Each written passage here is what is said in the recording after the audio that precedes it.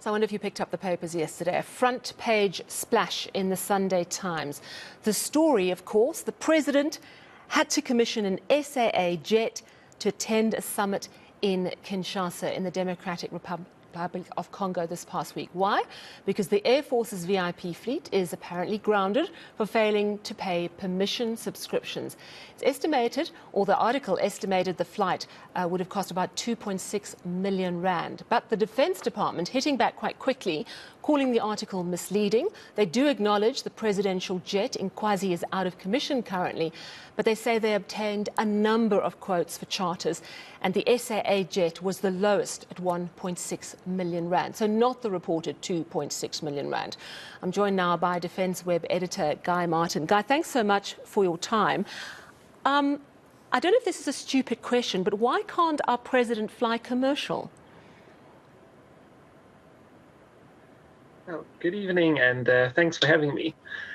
It's not often that you'll find a president flying commercial. It's a bit of a security risk to be flying with other passengers, and unless the president booked out the entire aircraft, it's highly unlikely that you would find the president doing something like that. Although it's not unheard of, and the president booking out an entire aircraft is not an unfeasible option, especially if it's a smaller aircraft, maybe a regional aircraft, twin turboprop, for instance, or even a Boeing 737, something smaller than the A340 that he flew to the DRC with.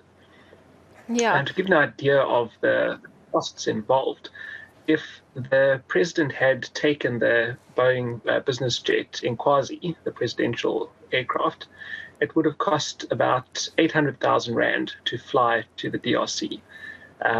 And as we know, it cost 1.6 million to take the larger SAA aircraft.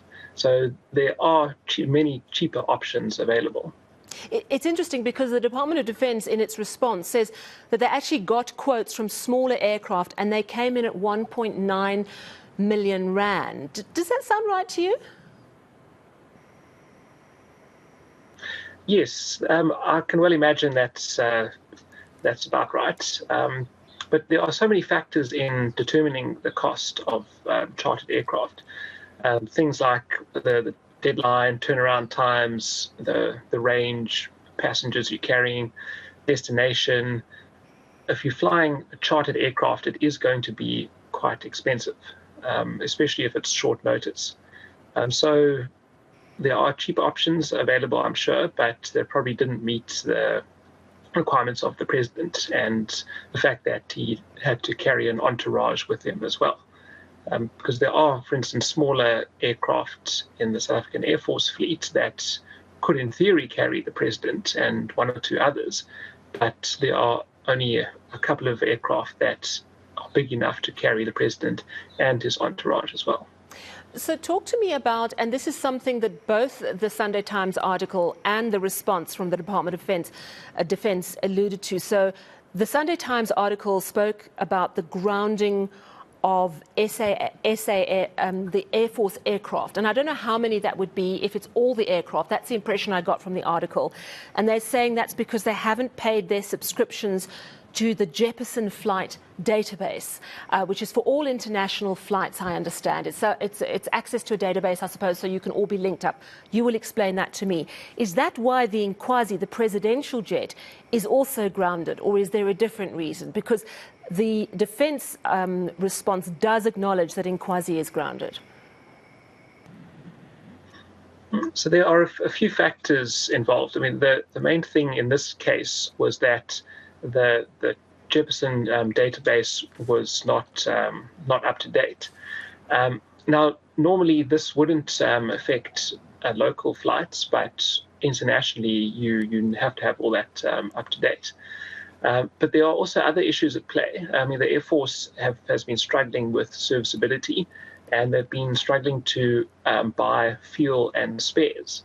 So a lot of the aircraft in the Air Force's fleet have been grounded for quite some time because of funding and resource issues. In February this year, only about a quarter of the Air Force's entire fleet was airworthy. And a lot of this is due to budget cuts.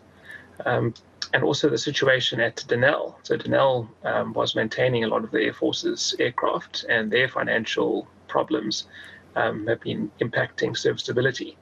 But the Air Force is trying to bring as many of the aircraft back into the air as they can, but the budget is a huge problem.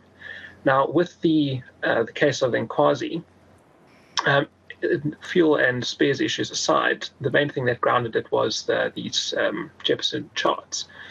So they are primarily used to assess the terrain on flights and make sure the aircraft doesn't fly into a mountain, for instance. And these need to be updated and kept valid, obviously for safety reasons. So the Air Force, they tried to get those databases updated, but National Treasury earlier this year placed a moratorium on certain tenders, and this included tenders for, in this case, the charts. Now, this moratorium was lifted in May with some conditions, but the Air Force hasn't been able to renew those databases, and I'm not sure actually when they will be renewed. So for the time being, international flights are off the list of possibilities. Now, this also affects other aircraft in the Air Force fleet.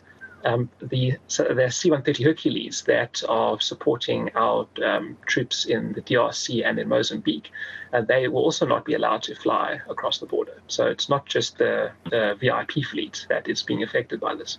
So when you look at that story on the front page yesterday, what is of more concern and what is the biggest story in your view? The fact that the president has had to pay actually essentially double what he would have paid if he could have flown in Inkwazi, or the bigger picture story that actually a quarter of our Air Force is grounded because of the subscriptions and all these other issues around National Treasury? There are a couple of issues that I would say are should be addressed.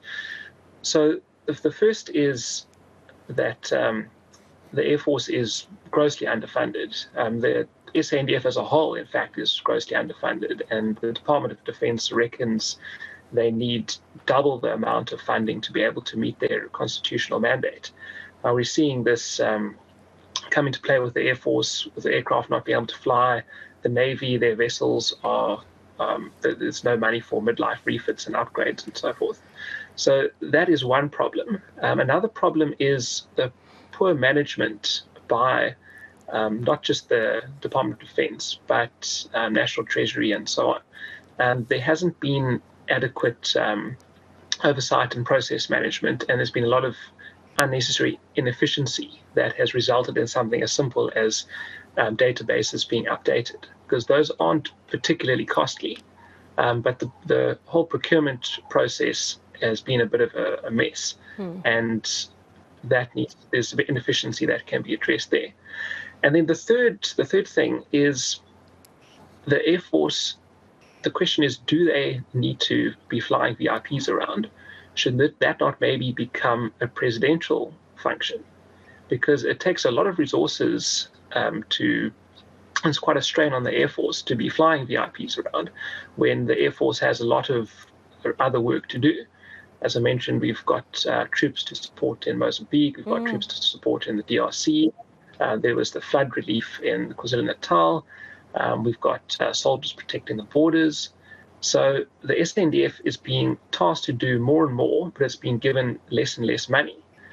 So one way of saving a bit of money is to maybe transfer the VIP flight function into the presidency and use the presidency's budget, and that would save quite a bit of money for the Air Force. Yeah, well, it certainly would have saved them at least 1.6 million rand. Of interest as well is the fact that our defence minister was in Russia, was it last week, for this security conference. Obviously, that was a fairly controversial move with Russia currently invading Ukraine. But do you think that we could be looking for international partners to help beef up our defence force? Because if you think about it, you've explained we've got grossly underfunded SANDF, major management issues, which spells vulnerability should it ever come to that. In addition to what you're saying is the important civilian role that the SANDF plays when there's flood, when there's crisis, etc. Yes, so I think partnerships would be extremely useful. And also, you've got international external partners and you've got internal partners. So I think you need a whole of government approach when dealing with things like national security or maritime security, VIP flights, and so on. There are so many other government departments that could become involved and could take some of the burden away from the National Defence Force, for example. And there are also external partners that could come to the table. So if you look at what some European and NATO countries are doing, is they are acquiring aircraft and pooling them. So they might buy, say, a dozen transport aircraft, and then they will share them out amongst all those different countries that invested in the pool. So something like that might be an option for South Africa, because going it alone is proving to be rather challenging. As you may be aware, our Gripen fighter jets are still grounded. They've been grounded for nearly a year now because the Air Force hasn't been able to renew their servicing agreement with the manufacturer. And it looks like that will be renewed soon. But the Air Force is struggling to pay for maintenance of our fighter jets. And that does leave us a little bit vulnerable. And on the transport side, most of the VIP aircraft are serviceable, but many of our transport aircraft are not. So out of the about 7 C-130 Hercules transports, only 2 are currently available. And the numbers are similar across the fleet. Oh. So it would be useful to have partners that could assist us. For instance, there's been suggestions that the Southern African Development Community might come up with some sort of pooling agreement and acquire aircraft for things like the mission in Mozambique or wherever they are needed. That sounds interesting. A joint defence force, perhaps. Thank you so much. Great to chat to you. Very interesting indeed. That is Defence Web editor Guy Martin.